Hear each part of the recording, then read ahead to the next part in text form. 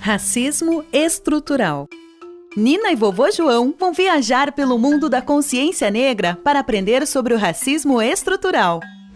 Existem muitas sociedades que já têm em sua estrutura a discriminação, privilegiando algumas raças ao invés de outras. Isso é considerado como racismo estrutural. No Brasil e em muitos países do mundo, como na América e Europa, essa distinção acaba por privilegiar os brancos e desfavorecer os negros e índios. Mesmo que existam leis garantindo a igualdade entre todos, o racismo faz parte de um processo histórico que molda a sociedade por anos. Mas dizer que o racismo é estrutural não significa que é um problema sem volta, ou que devemos aceitá-lo. Muito pelo contrário, serve para entender que fazemos parte do sistema racista e que é preciso conversar a respeito, sendo antirracista. Essa estrutura social que fez do racismo algo permanente ao longo da história no Brasil pode ser contada pelas próprias leis do país. Algumas delas são da época em que os negros eram escravizados, mas outras vieram mesmo depois do fim da escravidão.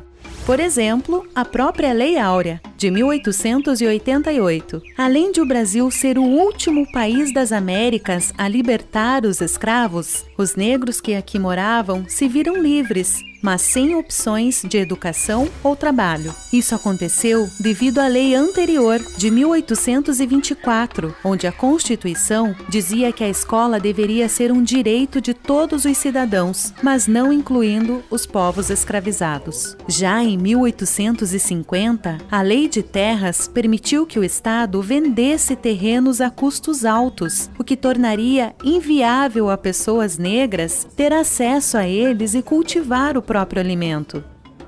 Se, antes da abolição, as leis criadas poderiam não ter relação direta com o racismo, em 1890, com as primeiras leis da República, isso ficou evidente. Sem terras, educação ou trabalho, os negros encontrados na rua, abandonados ou praticando a capoeira, podiam ser presos. Essa lei era conhecida como a Lei dos Vadios e Capoeiras.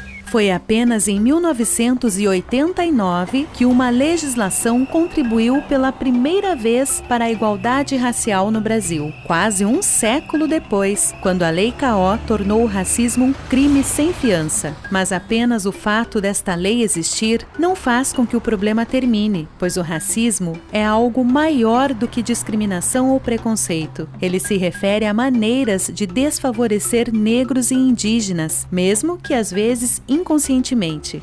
O racismo estrutural, causado pela estrutura de leis e a forma com que a nossa sociedade foi estruturada, desde a escravidão até os dias de hoje, deve ser combatido para que todos tenham as mesmas oportunidades, independente de sua raça.